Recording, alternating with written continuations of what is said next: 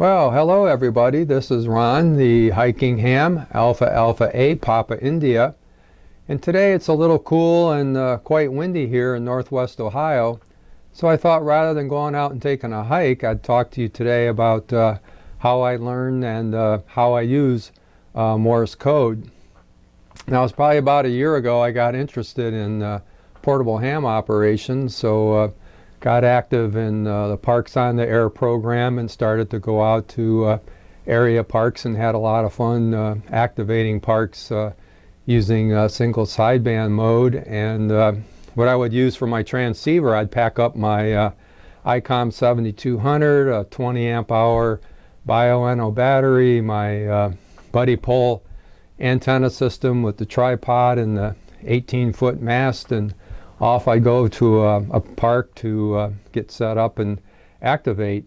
And I'd load all this stuff up in my truck. I had a nice big bin that I could pack everything into, antenna tuner and all kinds of coax cable and stuff. And once I got to the park, I was pretty much tethered to my truck. I would always pull into a parking lot and hope that maybe within 25 yards I could find a picnic table and get everything set up and operate from there.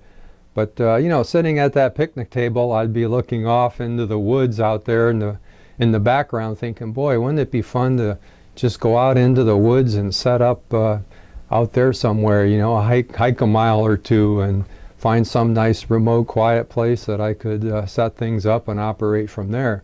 So that got me interested in QRP operations using much smaller transceivers than the ICOM 7200, and I did some investigating, and that's when I settled on the KX2. So the KX2, I can operate at about 10 watts, and I've had quite a bit of success operating single sideband at 10 watts, been able to reach all the way out to the west coast, and even had a couple DX contacts in France and Italy while operating with the buddy pole antenna in the vertical orientation. But I also knew that it would be fun to operate in CW mode using Morse code. So that's what kind of led me to think, well, geez, I got to learn Morse code, and there's so many different methods out there that at first I really didn't know where to start, and I was just sort of winging it a few times. I'd just get on and I'd have a cheat sheet there, and I would start to think that, okay, I can look at the sheet and send out my my Morse code, even though I don't know Morse code. But what really became challenging was copying. So I had a few bad experiences trying to just wing it. So that's when I realized that I was going to have to get serious about learning Morse code in a more methodical way. So I explored a lot of the things that are on the internet that are more computer based. I'm not going to get into the names of all those, but since I'm kind of an iPhone user and I like to look at things using my iPhone, I was more curious to find something that might work very well for me from my iPhone. I could have a lot of portability with that, and I could, while I'm waiting for somebody or doing something else, maybe I could practice Morse code if I had it all right there in front of me. So I did find a pretty nice app called the Morse Elmer that works on the iOS system that you see on the Apple iPhones, for example, and I downloaded that. And it took me probably about 4 months before I learned all the letters and the numbers and some of the special pro signs that you need in order to successfully do a QSO with somebody using Morse code. So what I thought I would do in this video is talk to you a little bit and show you the Morse Elmer app that I use on the iPhone, take you through that and how that works and how I used it to learn Morse code. I'm not saying I'm an expert Morse code user. I think it's something that takes a long time to build up your speed and so on. I'm probably comfortable around 14, 15 words per minute, which I find works very well for the types of QSOs that I've been having with people. And honestly, I think most people will slow down to whatever your speed happens to be. I found that to be the case, and maybe most of those people themselves, maybe that's the speed they prefer to work at as well. And honestly, in most QSOs, it's just a quick exchange anyways of your call sign, your name, your QTH, and a signal report. So I've sort of found that people are kind of reluctant to get into a long rag chew about something using Morse code. So, you know, if you want to do that kind of a QSO, it's probably better to just do a single sideband. So that's what we'll do. We'll take a look at how I learned the Morse code using that app on my iPhone. Also, I discovered during this process the Straight Key Century Club, which is a great organization. There's a little over, well, there's probably almost 22,000 members as we speak. Right now, I found that to be a great group of people, and most of those are operating down around the 15 word per minute range. And you know, part of their policy is that you know, they will match whatever speed you're going at, so that works out really well. So I'll take you to their webpage so you can see how to get started with them, and then I'll show you what their SKCC SCED page looks like, which is a great place to spot your frequency when you're on the air using Morse code. I found that to be a great place to operate from whenever I'm out in the field operating portable. I just bring up their SCED page on my iPhone. I type in my frequency, maybe a little bit about how I'm operating, and start calling CQ, and then it always seems to work really well. People come back to me, and you know, like in an hour, I can typically get 5 or 6 contacts using their SCED page. I'll also show you the skimmer page that they have. And what happens with the skimmer is that the skimmer's out there looking at all the folks that are, you know, happen to be on the air at that time, and it helps you find people that want to make contact with you as well. So it's another great resource for making successful QSOs using Morse code with other SKCC members. Another nice thing too, sometimes when you're out in the field, you just wonder if your signal's even getting out. And the reverse beacon network, RBN, is also a great place you can go to, because it's out there. It has a whole network of other hams out there that are processing signals. And what they do then is they tell the reverse beacon network who they're hearing, and they post that on their website. So you can easily check and see how far your signal's propagating, where it's going within the country or the world, what the signal strength happens to be, and so on. So that's another great resource that I use. So that's what we'll be talking about today. So let's get going. Okay, now what I've done here is I've brought up the Morse Elmer on my iPhone, and I can show you what the main features of that are. And you can download the Morse Elmer using the apps page on your Apple iPhone. And you know, one of the advantages of Morse code in portable operations is that Morse code has a much narrower bandwidth than SSB, so you pack more of the power in a narrower frequency range, and that really gives you a bigger footprint in terms of your signal in comparison to the same amount of power in single sideband mode. So some folks argue that with Morse code CW you can get a tenfold increase relative to SSB. So that means really if you're operating 10 watts CW Morse code, that's like operating 100 watts single sideband. So that's one reason that a lot of folks that are doing portable operations, QRP operations, like to operate in Morse code CW mode.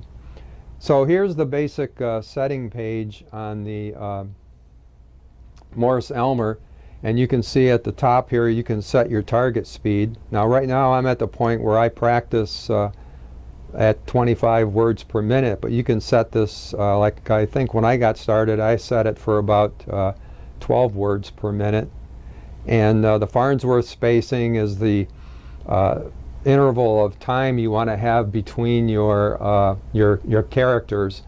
And most folks will tell you that you need to get to the point where your character generation is at a very high rate, you know, like 20, 25 words per minute or more.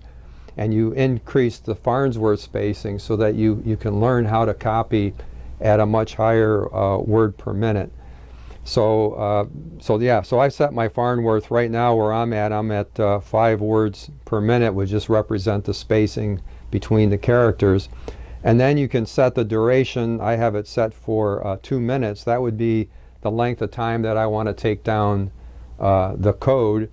And then you can also set the frequency that you want to hear the code at 440. I like 440 because I'm a musician, and that's the frequency for the note A.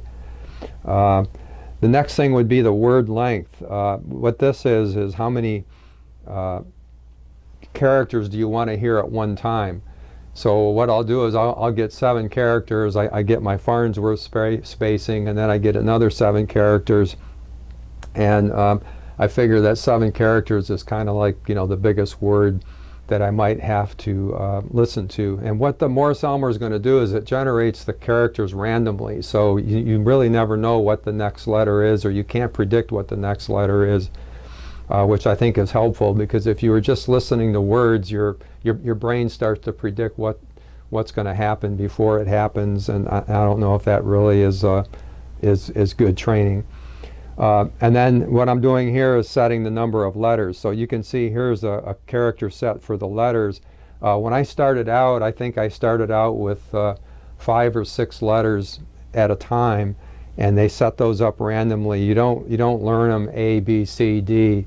You can see you would start out with K, M, R, S, and U, and you just start out with 5 or 6 letters and master those. And then as you master one set of letters, then you move on and add more letters, and just keep doing that until you build up to the point where you're now copying all 26 letters. And you can also do the same thing with the numbers and the pro signs. And as you get confident then that you know the letters or numbers at a particular speed, target speed, then you incrementally increase the target speed, which will increase your copying rate. And what I would do is I would just get myself a notebook, and I would try to do this several times a day.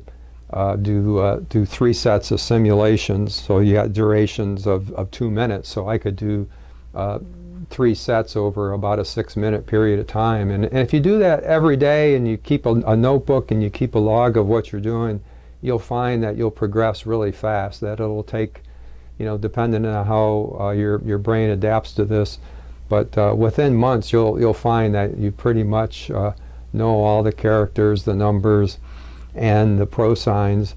And like I mentioned, I started this about a year ago, and I still practice every day. I just, you know, get the iPhone out, put some headphones on, get my notebook, and I run through a drill on copying these down. Also now I'm at the point where I'm just doing head copy, where I just listen and do the head copying that way.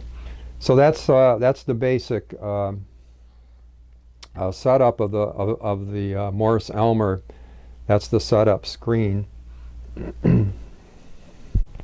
Okay, so what we do now is hit the start button, and you can see the countdown.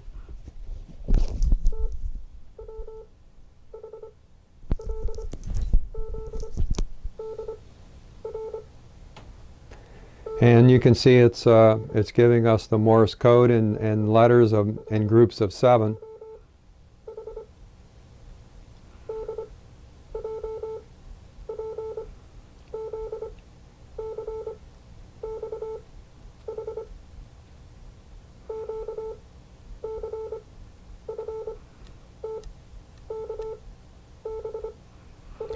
And in this case, I set the duration at 1 minute. So we'll watch the 1 minute, and then I'll show you how you can check what you wrote down and check it to what the trainer actually sent out, and you can see how well you did in terms of your copy.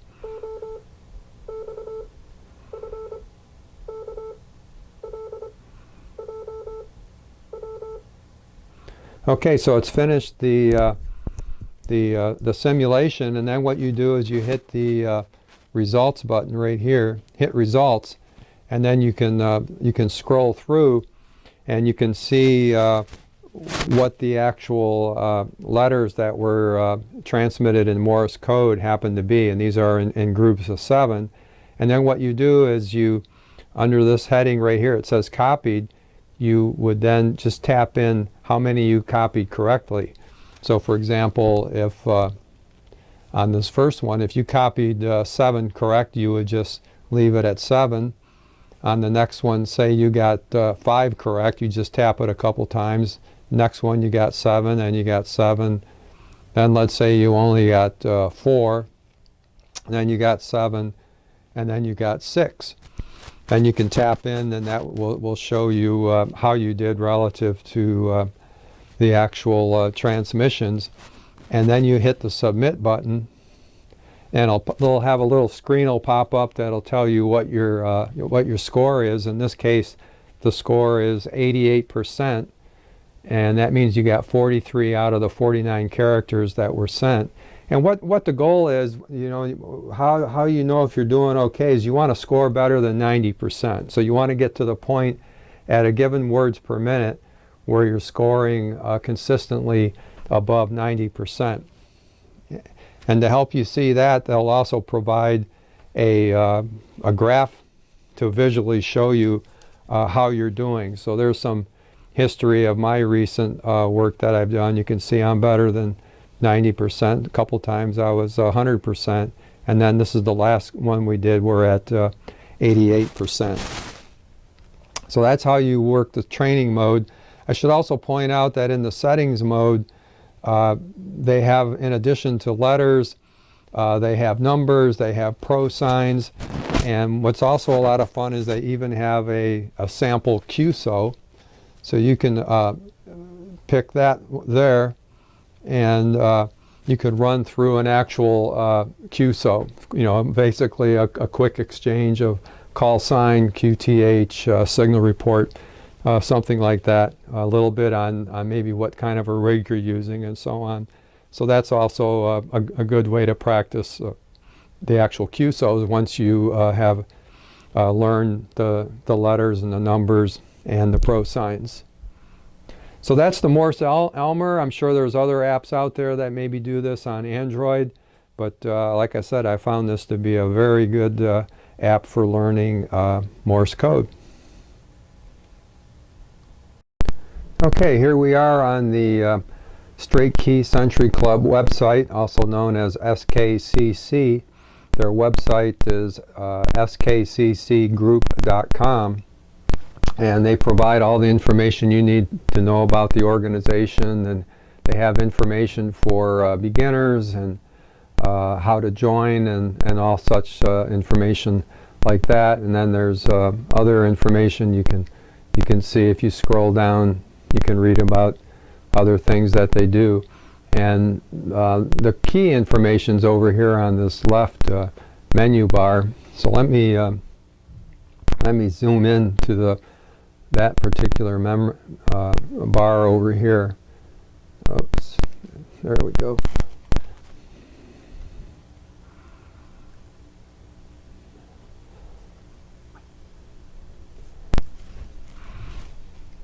And it's a very easy website to navigate, and if you just go through that menu bar that I'm showing there, you can learn all kinds of things. You can see there's a beginner's corner. They talk about operating frequency. They've got Morse Elmers. Their key policy, which basically is straight keys or other mechanical keys. They don't allow electronic keyers of any kind. So what that does is that keeps the words per minute down into that 15 words per minute, probably on average. Maybe the highest would be 20 words per minute. They have a variety of groups. Here's the Sched page that I'll talk about next. If you click on that, that'll take to the scheduling page where you can spot yourself. They have a variety of activities. Their monthly brag is just a way to submit how many contacts you made in a month, and then they'll show a comparison of you with what other people were able to do. They have straight key night. They have various sprints, QSO parties, slow speed saunter for folks that like to operate at slower speeds. They've got the weekend sprint. And then what happens is they have 3 levels of being in that organization. If you desire to keep track of your QSOs, they have the basically they have the Centurion level, and you have to make 100 contacts after you become a member in order to get to the Centurion level. And then they have the Tribune level, which requires even more contacts. And then they have the Senator level. And then what you do is you denote after your SKCC membership number, a C, a T, or an S would denote which level you're operating under in terms of that how many contacts you've made. So there's lots of things you can do within the Straight Key Century Club. I'm not going to go through all of those, but when you go to their website, go through that listing there, and you can learn all kinds of things. And like I said, it's a great organization for people that like to operate in Morse code. Now here we are at the SKCC Sched page, and that address is sched.skccgroup.com.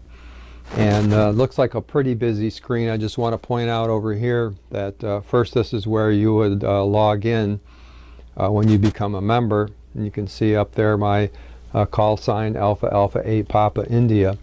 This over here is a messaging board, kind of a real-time messaging service between various hams that are actively engaged with the Sched page. And over here is a little menu area where you can spot yourself. So up here you would say, I'm calling CQ, for instance, on 7.059, and you hit that button, and that tells everybody that you've gone active. And when you go active, you'll pop up on this screen over here, and that tells people that you're active at a particular frequency. So if we zoom in, we can take a look at the messaging service and how that works. You can see over here. So I zoom over here, you can see various hams are talking to each other real time. You just type in the message over here if you want to talk to everybody. There's also the option for sending private messages, and if you get a private message, there'll be a little menu bar up here that'll highlight in yellow telling you that you've got a message from somebody. Let me zoom up to there. Yeah, you can see this menu area up here is where special private messages that are being sent to you would be highlighted in yellow. Like maybe you just had a QSO with somebody and they just want to thank you for the QSO and all that kind of stuff. You might get a private message, and to send the private message, you just hit the PM.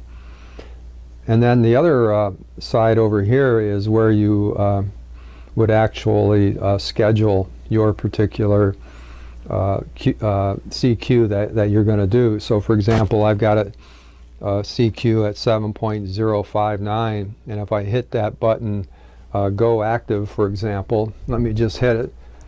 So I hit go active.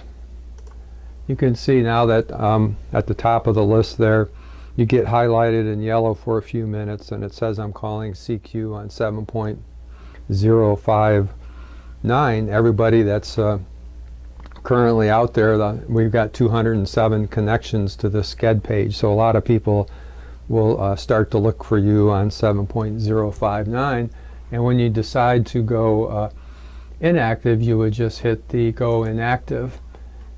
Also down here at the bottom of the SCED page, you've got a little menu bar here where you can do a member lookup. So if you're getting a response to your CQ, let's say you're hearing back from somebody, I'll just use my call sign Alpha Alpha 8 Papa India. You'll see how it pops up and it says this is Ron from Sylvania, Ohio. It'll give their membership number and where they live. So that's the basic SCED page for SKCC. Makes it a lot of fun. Like I said, when I'm out in the field operating portable, I bring up the SCED page on my iPhone, put in my my frequency, and away I go. And I know that way then when I'm calling CQ that there's going to be maybe 100, 200 people for sure that are going to know that I'm out there, and they'll start looking for me. There's also some special software you can download on the SKCC site, which is called the SKCC Skimmer, which I show operating right now. And this is operating real time. And what's happening here is they're going to be telling you that they'll be showing you on the screen in practically real time folks that are actually connected to the SKCC SCED page. These are people that are out there, and they're looking to make a contact. It'll give you information about whether they need you for a brag or whether they need you to get their Tribune or their Senator or their Centurion. So they're letting you know what they're looking for. It'll show the call sign, their SKCC number, their name, and their town that they live in, or their state that they live in rather. And then also on the SKCC SCED page itself, it gives a summary of the folks that are actually on that SCED page.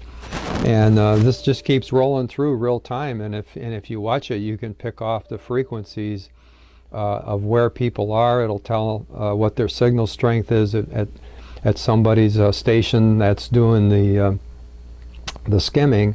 And you can use this as a tool then to find people that are calling CQ and try to connect with them. So you can see, I'll just zoom in a little bit here, and maybe we'll be able to see this operate here.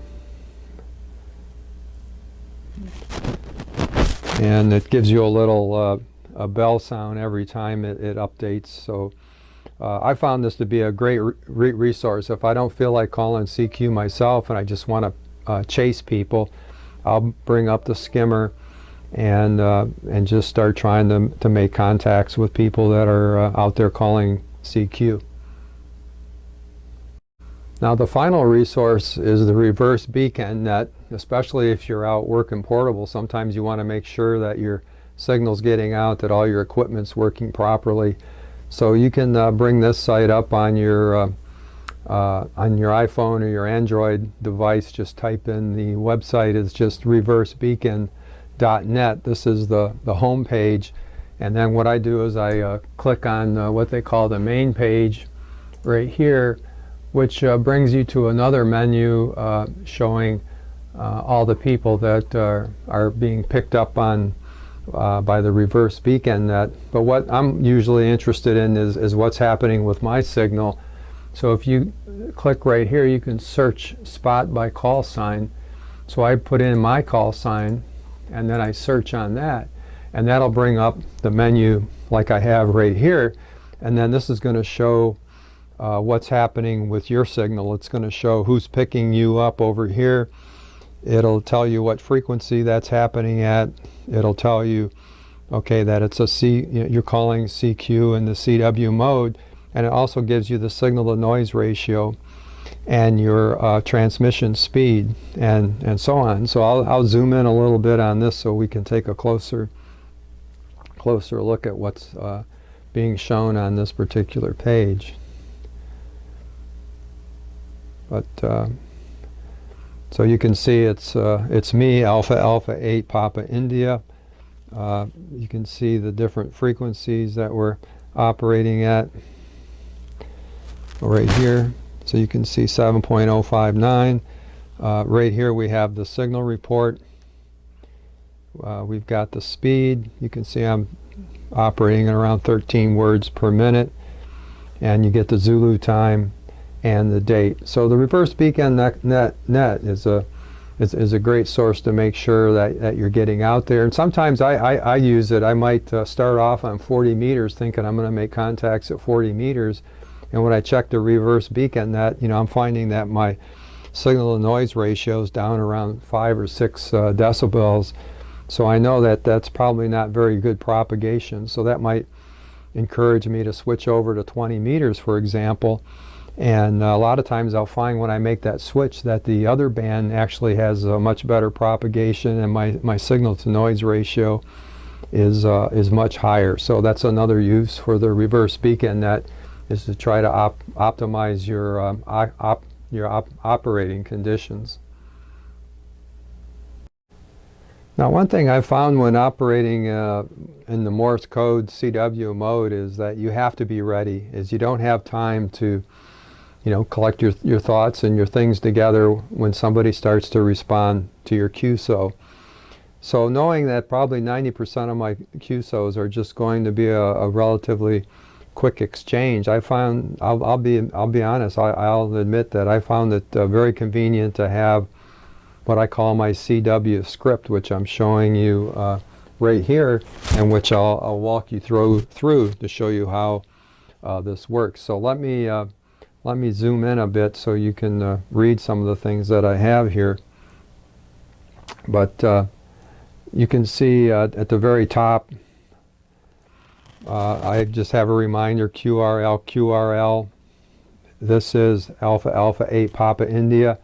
Just checking to see if the frequency's clear. If everything's good to go, then you can see I've got my first line here telling me to call CQ 3 times. That's what the cube is. My call sign 3 times, the K. And then I'm waiting. I get the response. And then you can see I answer whoever it is that calls me with my call sign. I'll either say good morning, good afternoon, good evening, RST, and then I'll give a signal report. 559 is kind of my average report, and then I just bump it up or down from there. Here's my QTH, which would be Ohio. I do that twice. I'll say OP for operator, or sometimes I'll say name, and then I give my name twice, Ron. Next I give my SKCC number. I give that number twice. And then I'll simply say how copy. And then I'll give the guy that's calling me, I'll give his call sign. This is Alpha Alpha 8 Papa India. I'll do the KN Pro sign. Now they come back to me with basically that same information, and when they're finished up, then I'll say, you can see on this next bit right here, I'll say Roger Roger, thank you, their name. I'll either say solid copy or QSL. If I really feel like talking to them a little more, I'll tell them the basic information about my rigs. Here I've got all 3 of them, the ICOM 7200 if I'm home, the KX2 or the MTR3B, into an end-fed, a vertical antenna. I'll give them my power, so I've got options for the power, watts. I'll say something here about the key I'm using. This is just a reminder. If I want to talk about the weather, I can say it's sunny, cloudy, partly cloudy, rain, snow, ice, hot, warm, cool, cold, calm, windy. A little warning about the temperature. I'll say temperature and then give that as a number. I might want to tell them about my age, that I've been a ham for 2 years, and then go back to them to get their response.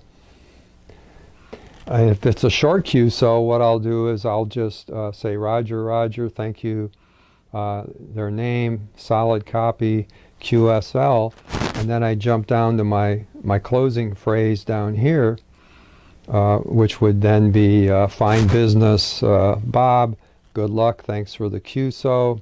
If it was something special about it, I might put in the word nice, hope to see you again or see you later, give 73 twice, give them back their call sign, me again, and the silent key twice.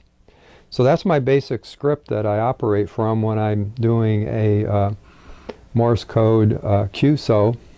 And then I have some other notes on here because I don't want to have to scramble my thoughts around. So I've got some shorthand, some pro signs here. I've got the QSL, the QRS if I want them to go slower, or QSL telling them that I got it. Please, okay, fine, business, roger, roger, sorry, again, about.